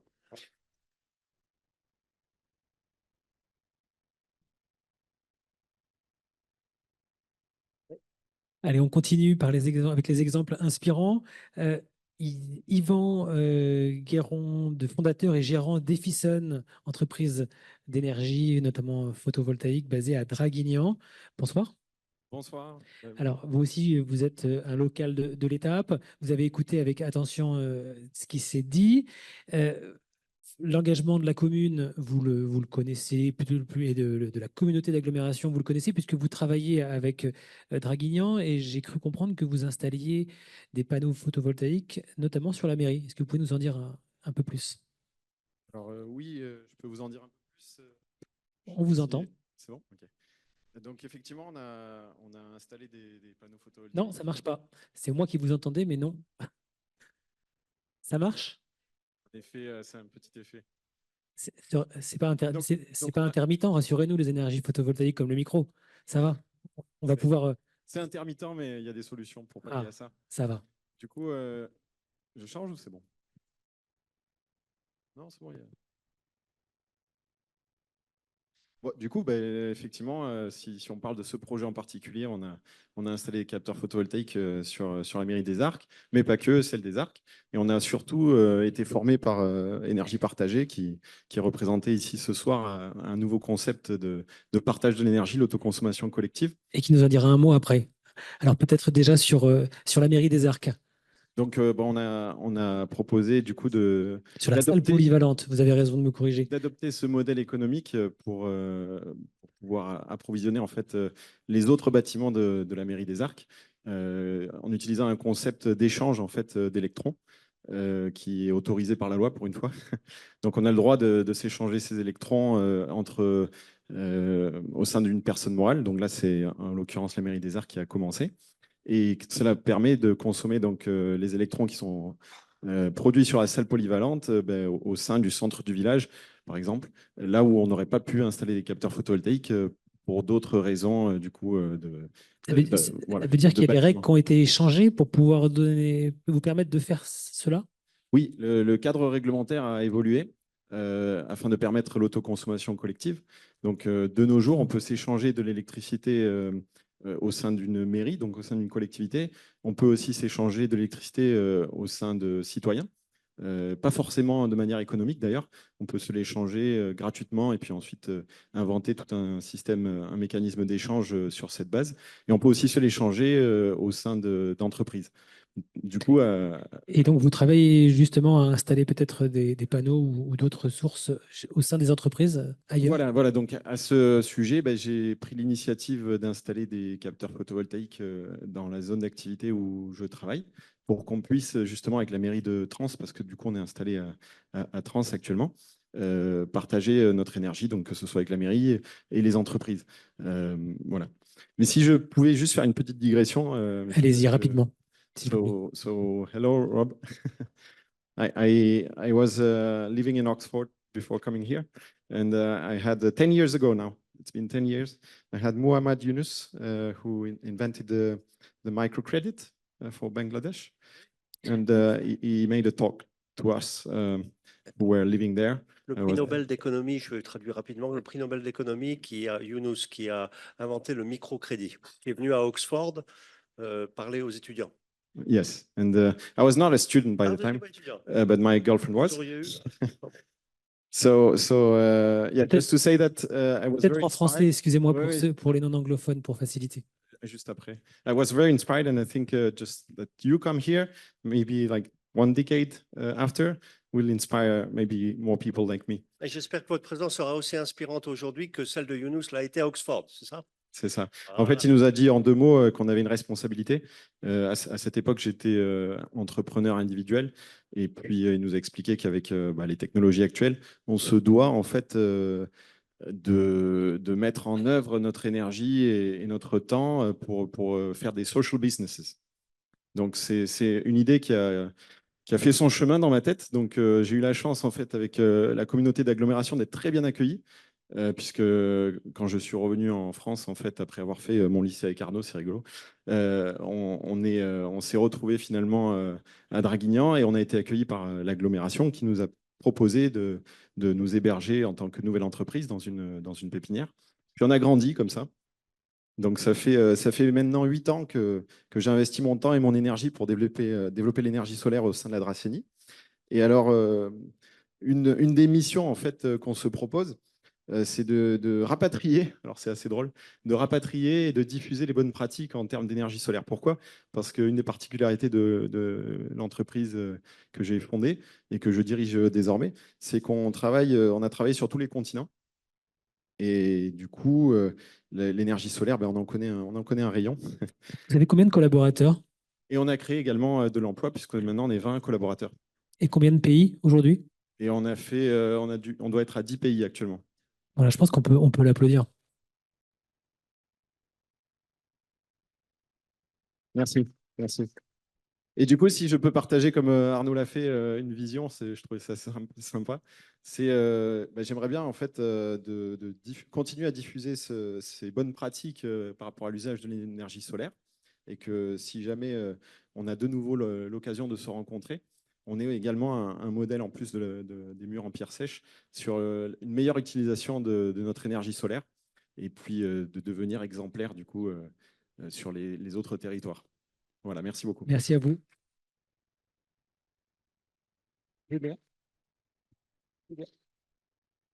Oui, Frédéric, Je voulais peut-être réagir par rapport une à ce réaction. que tu as dit. Pour compléter, pourquoi dire que c'est si bien que ça d'autoconsommer local? Parce que ça n'a pas été dit. Et c'est extrêmement important, en plus de créer de l'économie locale, de créer de l'interaction entre les gens. C'est techniquement très intéressant parce que quand vous créez de l'énergie dans une centrale nucléaire et qu'elle arrive chez vous, il faut en faire 2 fois plus dans la centrale nucléaire pour qu'elle arrive chez vous. Il faut 2 fois plus d'énergie. Quand C'est vous les pertes. consommez local, il n'y a pas ces pertes-là en ligne. Et le deuxième sujet qui est hyper intéressant dans l'autoconsommation collective, c'est qu'en fait, ça crée de la diversité urbaine, de la diversité là où il y a cette autoconsommation. Pourquoi? Parce que quand vous mettez du photovoltaïque sur l'école, bah, l'école elle est peut-être fermée l'été et donc elle peut pas l'autoconsommer l'énergie. Donc elle va devoir avoir besoin autour d'elle d'autres consommateurs de cette énergie. Donc peut-être des gens qui vont accueillir des personnes, un hôtel qui accueille des touristes, etc. Donc, quand on crée ces champs d'autoconsommation collective, on doit finalement aller vers de la diversité et équilibrer le besoin et l'offre. Et donc ça crée de la diversité. Et ça va à l'encontre, pour moi, de ce qu'on a fabriqué en termes de villes jusqu'à présent, où on fabriquait des villes avec des activités, des villes avec des équipements, des villes avec de l'habitat. Et ça, c'est un outil très intéressant pour fabriquer de la diversité urbaine, comme on la faisait autrefois.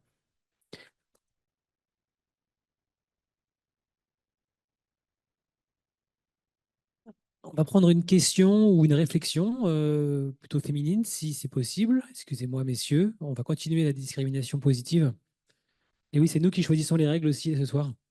Donc, on va essayer d'équilibrer, puisqu'on est très mal parti sur le plateau. Vous avez compris.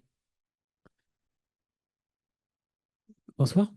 Oui, bonsoir. Merci pour la richesse de tous ces échanges. Je m'appelle Tatiana Lambert, je suis directrice générale des services pour la commune de Trans-en-Provence.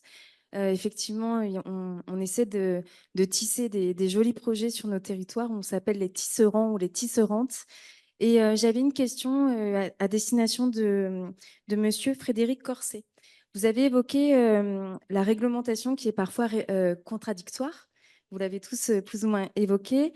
Et je suis intéressée par la labellisation participative dont vous parliez, notamment sur tout ce qui concerne les énergies, les consommations d'énergie et d'eau en temps réel.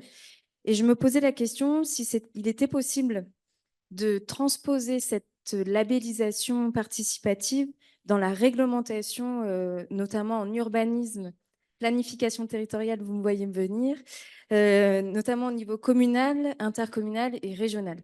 Donc, les PLU, le SCOT et le SRADET, parce que comme le disait très bien monsieur, on a aussi toujours cet arrêté préfectoral de sécheresse.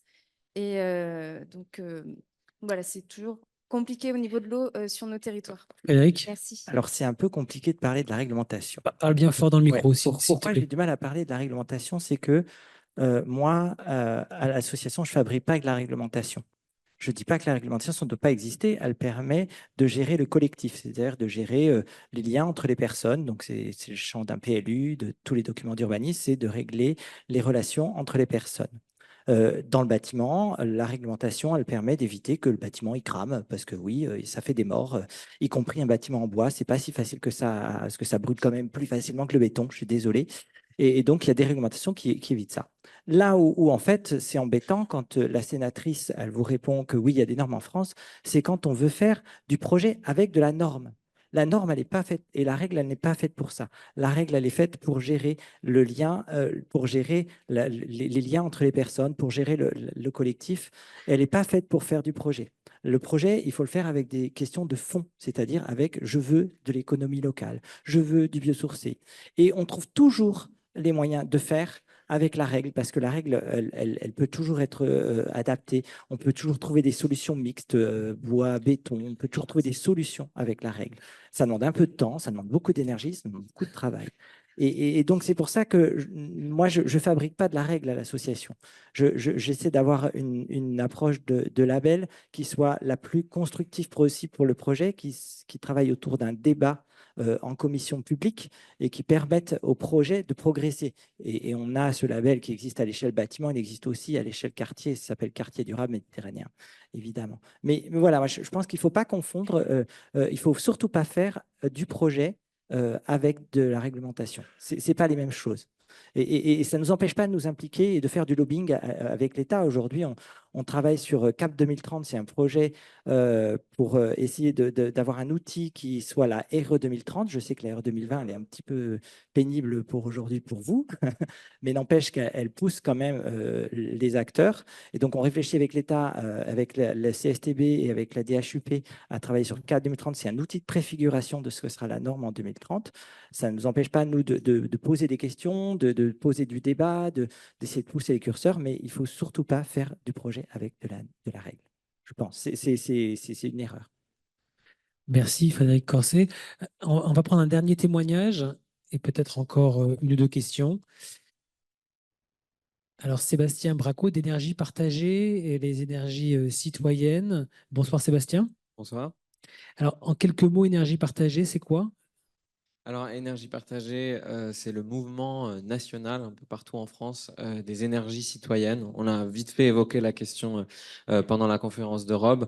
Donc, en gros, nous, on accompagne, on finance et on fédère partout en France des projets citoyens d'énergie renouvelable sur toutes les énergies, du solaire photovoltaïque, de l'éolien, du bois énergie, de l'hydraulique.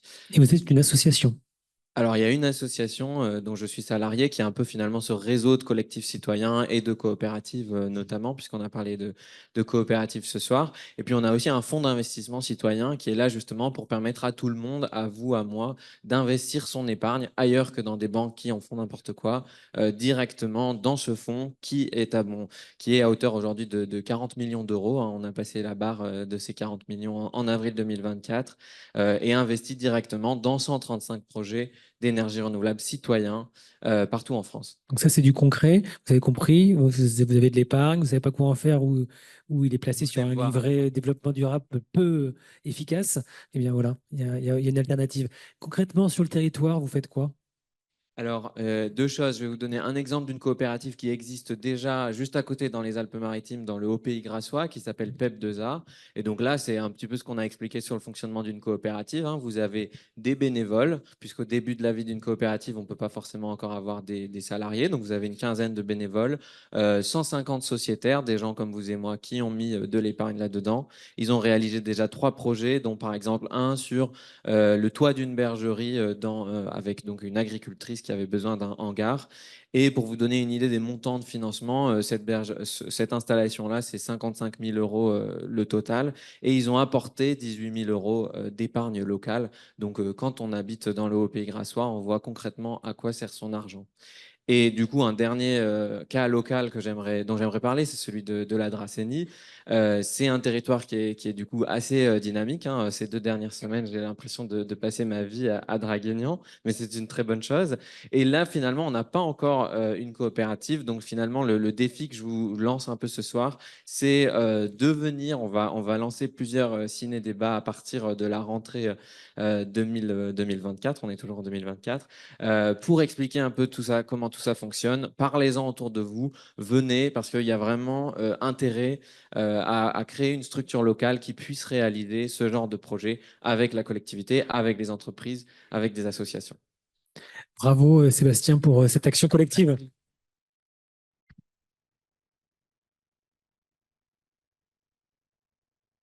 Madame en haut, on va vous passer un micro. Merci beaucoup.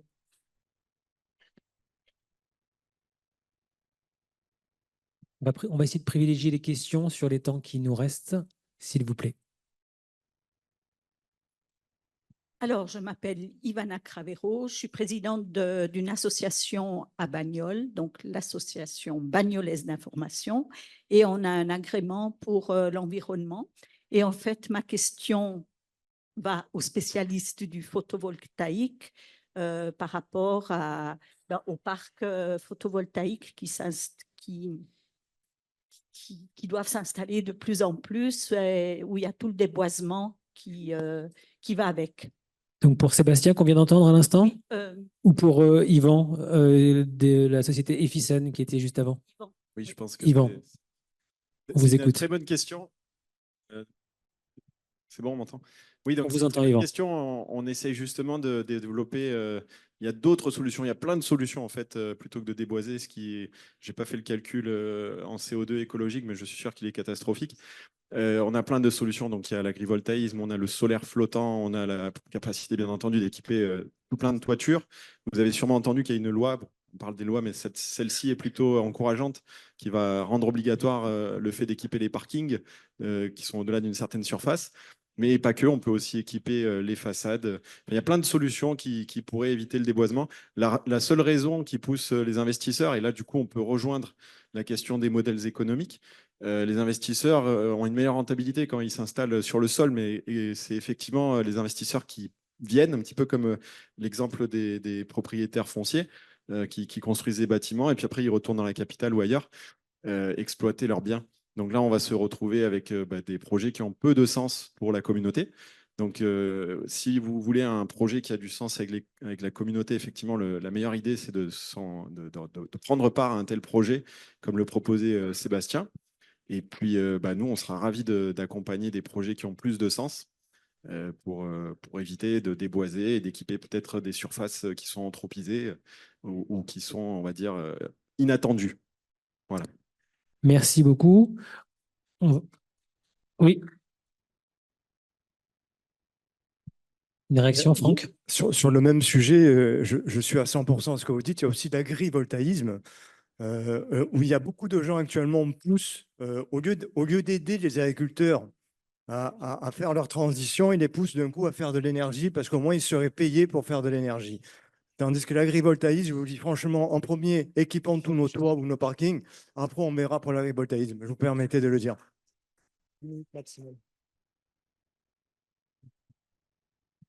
Merci Franck. On va prendre, allez, une ou deux dernières questions, toujours féminines en priorité. S'il n'y en a pas, on bascule. Allez, monsieur, pour votre persévérance. On va vous passer le micro, si vous avez la patience, un tout petit instant, s'il vous plaît. Si. Bonsoir. Merci, bonsoir. Donc, ça peut simplement apporter un petit témoignage, à savoir que tout à l'heure, Rob nous expliquait qu'il fallait se projeter dans le futur. Moi, je suis revenu un petit peu à 55 ans lorsque j'étais étudiant.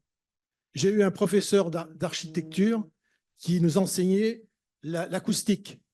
Et ce professeur n'arrêtait pas de nous dire, mesdemoiselles, messieurs, vous ne dessinez pas, vous ne créez pas pour vous, mais pour les autres. C'était quand même un message fortement intéressant.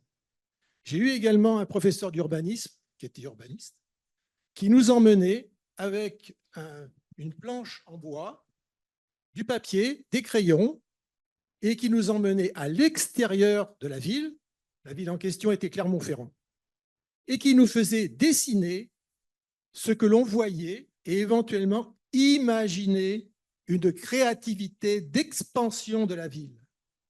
Et le fait de dessiner nous mettait dans une situation d'imagination par rapport à la verticalité, l'horizontalité, les lignes diverses qui nous permettaient, en revenant à l'école, de nous projeter dans une création qui pouvait être reçue favorablement par les citoyens.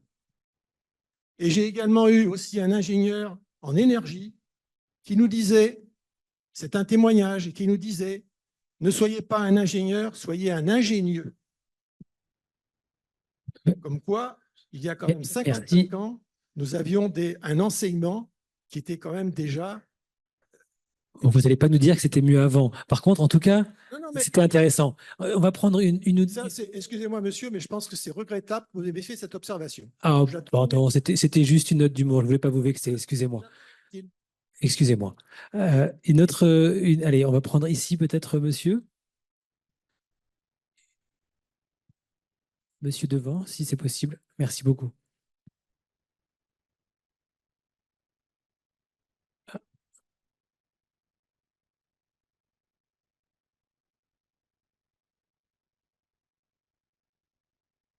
Oui, Franck Caverini, je ne suis rien de spécial, simple citoyen intéressé. Bonsoir Franck. Je voulais solliciter M. Hopkins et puis tous les autres. Il a parlé en début de son intervention de la situation politique en France, en Angleterre et dans beaucoup de pays d'Europe. Donc, on s'attend tous à ce que l'extrême droite arrive en force dans nos pays. Savoir comment on pourrait sanctuariser l'écologie et la préservation de la biodiversité, et toutes ces questions-là, comment on l'a fait par exemple pour l'avortement dans le droit des femmes, faire en sorte que ce soit inscrit dans une constitution ou sanctuarisé de manière à ce qu'un nouveau gouvernement, de nouvelles forces politiques ne puissent plus remettre en question toutes ces lois qui seraient mises en place. Juste pour bien comprendre, Franck, votre question, c'est comment sanctuariser finalement la priorité autour de l'environnement? Exactement. C'est ça, pour que plus personne puisse la défaire? C'est bien cela votre question? Tout à fait, tout à fait. Après, est-ce que la démocratie, c'est pas aussi de pouvoir défaire certaines choses si tout le monde est d'accord? Il y a peut-être des priorités qui sont. On a mis ça dans la Constitution, on a mis l'avortement dans la Constitution. Dans la Constitution. Ok. Rob. Ah, pardon. Si tu veux. Oui. Du coup, moi à l'association, on réfléchit à ça depuis quelques temps, depuis quelques mois. Et c'est vrai que les élections qui ont eu lieu la semaine dernière ont créé un choc. Et on se dit que c'est peut-être pas la règle qui doit changer, encore l'histoire de règles, de règlement, parce que les règles, elles sont faites pour bouger. Par contre, moi, je pense très très fort à ce qu'a dit Rob en fin de présentation sur le what if. On pense très fort et je pense qu'on va avoir une action l'année prochaine assez coup de poing là-dessus, qu'il faut absolument changer nos imaginaires. Il ne faut pas que ça se reproduise ces élections dans le sens où il ne faut pas qu'on remette en cause les acquis déjà faits sur cette transition écologique. Il faut qu'on arrête d'avoir des imaginaires qui soient un gros 4x4 sur Insta, qui soit un voyage à Dubaï et qui soit la grosse villa à Monaco, ou j'en sais rien, quelle bêtise on peut avoir. Il faut que nos imaginaires ils changent absolument. Il faut plus que les rêves qu'on ait demain, ce soit ces rêves qu'on ait aujourd'hui qui sont destructeurs. Et on pense très fort à l'association que tout ce qu'on fait jusqu'à présent en termes de lobbying, d'action, n'est pas suffisant. Parce qu'on pense qu'il faut absolument qu'on implique les artistes dans ce champ-là. Seuls les artistes sont les personnes qui peuvent nous changer nos imaginaires. Et là, il y a un vrai travail à mener. Je ne sais pas encore comment on va faire. On pense à un festival, on pense à quelque chose. Mais je pense que changer nos imaginaires, c'est vraiment là, avec les artistes, avec l'art, c'est vraiment là qu'on peut travailler pour que l'imaginaire des gens qui ont voté contre ces lois de transition écologique qui s'imposent à nous, ça ne se reproduise plus. C'est la question de la mise en récit, c'est notamment ce que fait Exact. Cyril Dion, Exact. qui est le réalisateur du film Demain, dans lequel intervient Rob Hopkins, Animal. Et là, il y a vraiment toute cette dynamique avec Actes Sud aussi, autour de réinventer les imaginaires. Oui.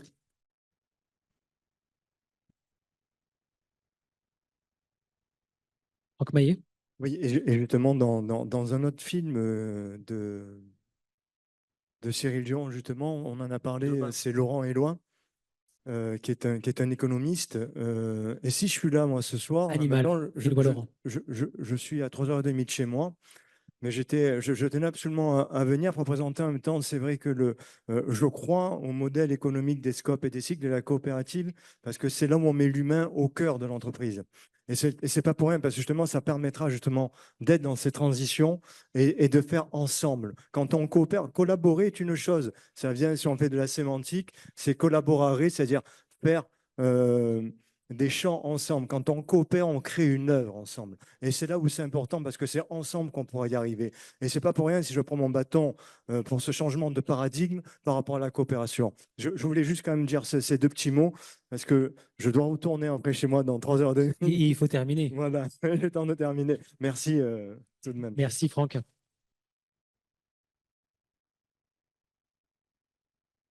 Et on va laisser le mot de la fin à Rob Hopkins. I think in answer to your question, I think one of the things in the UK, one of the good things that we have is something called the Climate Change Act.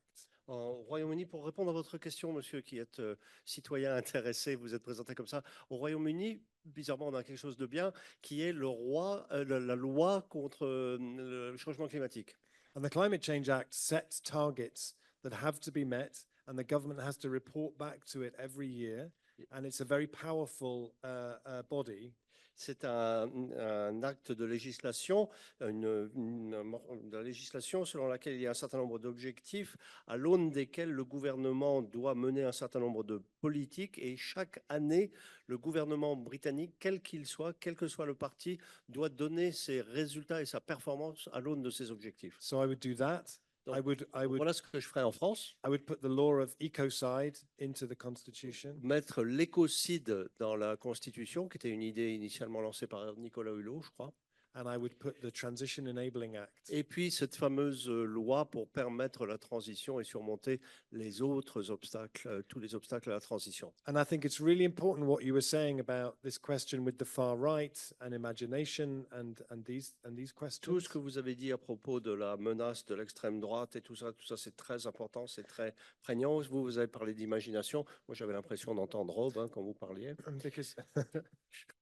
Because actually, you know, in the 1960s, on the progressive approach, we had people like Martin Luther King and Bobby Kennedy who talked about the future and filled it with visions and dreams and things to run towards.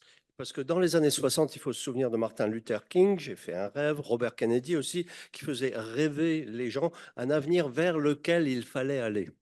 And actually, since then, we don't really have that so much. We have just politicians, we'll just move in little incremental steps and we'll change the tax code a little bit and we've lost, and the future has disappeared from most people's vision. Et depuis, les discours des responsables politiques ont considérablement changé. On n'a plus du tout cette notion de rêve et de perspective heureuse. On fait des petites mesurettes à droite à gauche, machin, on gère le quotidien, point final. Et l'avenir, du coup, le futur a disparu.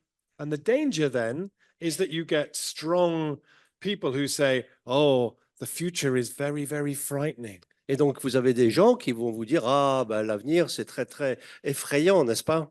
But we are strong and we will protect you. Mais nous, on est forts et on sait ce qu'il faut faire, nous allons vous protéger. So I feel like our failure to fill the future with stories and delicious, seductive stories of what the future could be is partly responsible for what we're seeing happening now. La situation actuelle, nous sommes en partie responsables et une grande partie de cette responsabilité incombe à celles et à ceux qui n'ont pas su nourrir l'avenir de récits qui nous enjoignent à être heureux vers cet avenir. I'm writing a book at the moment which is called How to Fall in Love with the Future. Je suis en train d'écrire un livre actuellement dont le titre, littéralement traduit, on va voir ce que dit Actes Sud, c'est Comment tomber amoureux de l'avenir. Because I feel like we have to do that. We have to help people do that. Parce que c'est nécessaire, nous devons tomber amoureux de l'avenir. Nous devons aider les gens à adorer cet avenir vers lequel il faut aller. So for me, that's why I put the imagination at the heart of what we do, because we have to, when Neil Armstrong went to the moon, that wasn't his idea. Parce que nous devons mettre l'imagination au cœur de tout ce que nous faisons. Souvenons-nous que quand Neil Armstrong a mis le pied sur la Ligne, c'est pas lui qui a eu l'idée. Hein. It wasn't JFK's idea C'est when même he pas announced l'idée the de, moon c'est pas l'idée program. de Kennedy non plus. You can trace that back to 1865 when Jules Verne wrote Voyage to the En Moon. fait, c'est Voyage sur la Lune de Jules Verne, 1865. C'est lui qui a eu l'idée en He premier. pulled together all the most exciting science he could find at the time about how we could get to the moon. Qu'est-ce qu'il a fait, Jules Verne? Il a rassemblé des données scientifiques auprès des plus grands scientifiques de l'époque et pour expliquer comment on devait aller sur la Lune. And then he wrote a thrilling story about how we went to the moon. Some of it was right, some of it was really not. Et puis very ensuite, il a couché sur le papier un récit formidable, passionnant. Alors, il n'avait pas toujours raison sur tous les aspects, mais c'était quand même passionnant. Et on a tous les lecteurs de Jules Verne, à l'époque et encore aujourd'hui, lisent ça avec bonheur et anticipation et veulent vivre ce voyage. In his book, the rocket was fired into space with an enormous catapult. C'était une catapulte qui projetait la fusée dans which we l'espace. now know would have turned the astronauts into passata within a second. Et puis évidemment, si on fait ça, les astronautes, ils auraient été réduits en bouillie. But actually, then that book inspired scientists to do more work, and then their work inspired more novelists, and then that inspired cartoonists, and there were lots of terrible films made in the 40s and 50s about going to the moon.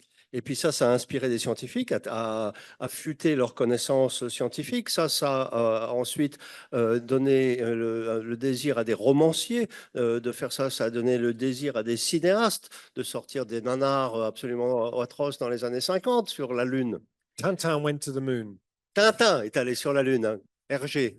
And it meant that actually, by the time Neil Armstrong went to the moon, we had been there thousands of En times réalité, already. quand Armstrong est arrivé sur la Lune, nous y étions déjà allés des milliers de fois. And Hergé made a cartoon of when Neil Armstrong landed on the moon of Tintin and all his friends greeting Souvenez-vous, Neil Armstrong chez Hergé, Tintin et le capitaine Haddock accueillent Neil Armstrong.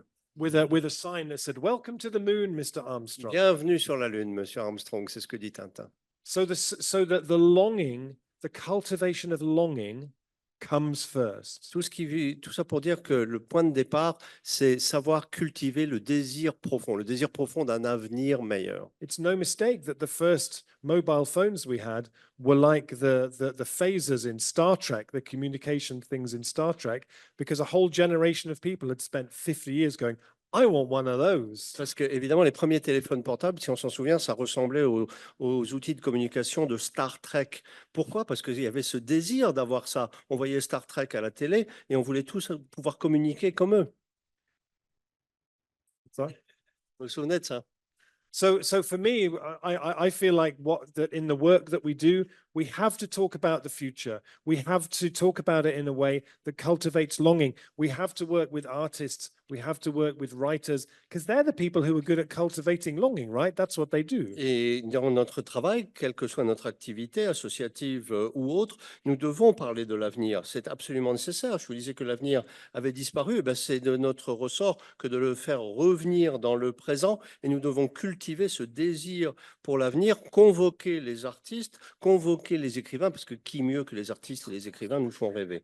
Just the last thing that I wanted to say was, we have heard this evening from many, many wonderful things that are already happening here. Aujourd'hui, bon, pour terminer, je voudrais dire juste une chose. On a entendu relater beaucoup d'expériences plus formidables les unes que les autres qui existent déjà. But those things only exist because you support them and get involved with them. Pourquoi est-ce qu'elles existent? Parce que vous êtes là pour les soutenir et pour travailler dans ce sens. So please get involved in all the amazing things that are happening here. Become a participant in the change that's happening rather than an observer. Donc, si c'est votre cas, si vous êtes observateur ou observatrice, ne le soyez plus. Impliquez-vous, devenez membre de différentes coopératives, associations ou autres. And you'll find it's great fun. Et too. vous allez trouver que vous allez vraiment prendre votre pied, quoi. Merci. Merci à toutes et à tous. Il est temps de conclure cette soirée. Donc, bien sûr, merci à Rob Hopkins, merci à Xavier Combe, merci à tous les participants et nos partenaires, Dracénie Provence Verdon, l'Union régionale des coopératives, Envirobat BDM et toutes celles et ceux qui nous ont accompagnés, le réseau Colibri, SiConnect, les éditions Actes Sud, la Crespaca et également Biocop Soleil Bio qui va vous proposer un moment convivial pour poursuivre la discussion avec Rob Hopkins et avec tous les participants. Merci à vous, bonne soirée et rendez-vous sur Sans Transition.